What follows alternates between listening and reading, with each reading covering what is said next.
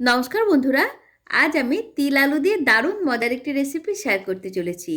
এটা খেতে যেমন সুস্বাদু, তার চেয়ে অনেক বেশি স্বাস্থ্যকর। তিল আমাদের স্বাস্থ্যের পক্ষে খুবই ভালো। এটা নিয়মিত খাদ্য তালিকায় রাখলে শরীরে কখনো ক্যালসিয়ামের অভাব হবে না। আর এটা এতটাই সুস্বাদু যে একবার তৈরি করলে বারবার তৈরি করতে ইচ্ছে করবে। দেখে না যাক কিভাবে আমি এই পদটি তৈরি করছি। 500 গ্রাম আলু আর 300 গ্রাম পেঁয়াজ খোসা ছাড়িয়ে ছোট ছোট করে কেটে নেব। তিল মার্কেটে বেশ সস্তা।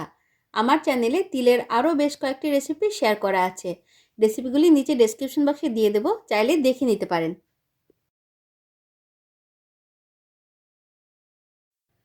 পেঁয়াজ কাটার আগে ধুয়ে নিয়েছি। আলুগুলোকে কাটা হয়ে গেলে ভালোভাবে ধুয়ে পরিমাণ মতো লবণ দিয়ে একটু শক্তভাবে সেদ্ধ করে নেব। চাইলে আপনারা আলু ভেজেও রান্নাটা করে নিতে পারেন, তবে সেদ্ধ করে করলেও টেস্টের কিন্তু কোনো তফাৎ হবে না। প্রায় 1 চামচ লবণ দিলাম। আলু সেদ্ধ করতে দিয়ে তিল বেটে নিচ্ছি। 5 টেবিল চামচ তিল, স্বাদমতো কাঁচা লঙ্কা আর পরিমাণ মতো জল দিয়ে তিলের পেস্ট তৈরি করে নেব।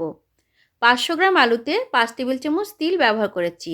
আমি প্যাকেটে তিল ইউজ করছি। যদি লুজ তিল ব্যবহার করেন তাহলে একটু ঝেড়ে বেছে নেবেন। লুজ তিলে অনেক সময় ছোট ছোট কাঁকড় থাকে। প্রায় 10 থেকে 12 মিনিট আলুগুলোকে সেদ্ধ করে জল ঝরিয়ে নিচ্ছি। আলুগুলোকে একটু শক্ত রেখে সেদ্ধ করতে বলেছি এই জন্যেই, যাতে নাড়িয়ে চাড়িয়ে রান্নাটা করা যায়। দেখুন, আলুগুলোকে এইরকম একটু শক্ত রেখে সেদ্ধ করেছি। সেদ্ধ করার সময় আলুগুলো বেশি নরম হয়ে গেলে রান্না করার সময় নাড়তে চাড়তে আলুগুলো ঘেটে যাবে। কড়াইয়ে 2 টেবিল চামচ সর্ষের তেল দিচ্ছি। রান্নাটা আমি সর্ষের তেলেই করব। তেল একটু গরম হয়ে গেলে 2 চিমটি কালো জিরে আর কয়েকটা ফাটানো শুকনো লঙ্কা ফোড়ন দিলাম।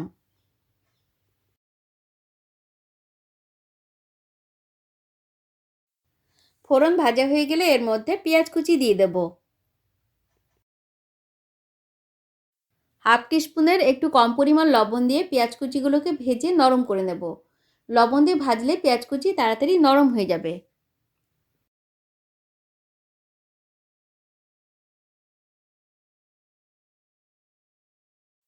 মিডিয়াম হিটে পেঁয়াজ কুচিগুলোকে ভেজে সুন্দর গোল্ডেন ব্রাউন কালার চলে এসেছে আর পেঁয়াজ কুচিগুলো বেশ নরম হয়ে গিয়েছে।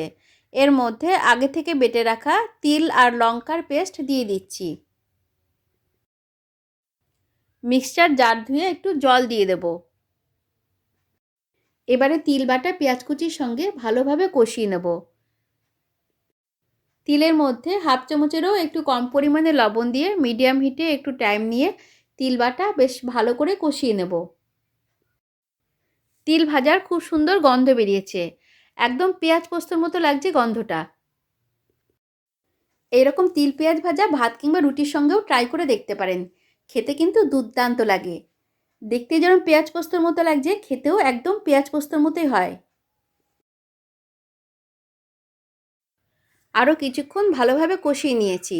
দেখুন, এর মধ্যে আর একটুও জল নেই।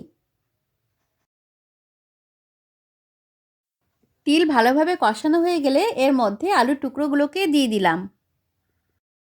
মিডিয়াম টু হাই হিটে আলুর টুকরোগুলোকে 4-5 মিনিট কষিয়ে নেব। রান্না করার সময় তিল বাটা থেকেও অল্প পরিমাণ তেল বেরোবে। সুন্দর ফ্লেভারের জন্য কয়েকটা কাঁচা লঙ্কা আর স্বাদ মতো একটু লবণ দিলাম। এই রান্নাটাতে আমি কিন্তু হলুদ দিচ্ছি না।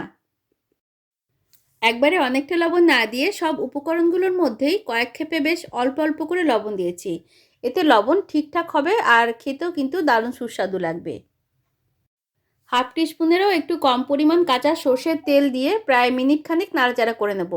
সর্ষের তেল একটু কম করে দিতে হবে, বেশি দিলে কিন্তু খুব একটা ভালো লাগবে না। রুটি, পরোটা, ঘি ভাত, ডাল ভাতের সঙ্গেও অসাধারণ খেতে লাগে। আপনারাও অবশ্যই একবার এইভাবে ট্রাই করুন। রেসিপি কেমন লাগলো কমেন্টে জানাতে ভুলবেন না। ভালো লাগলে প্লিজ লাইক, শেয়ার, সাবস্ক্রাইব করে নেবেন। সকলে ভালো থাকবেন। ধন্যবাদ।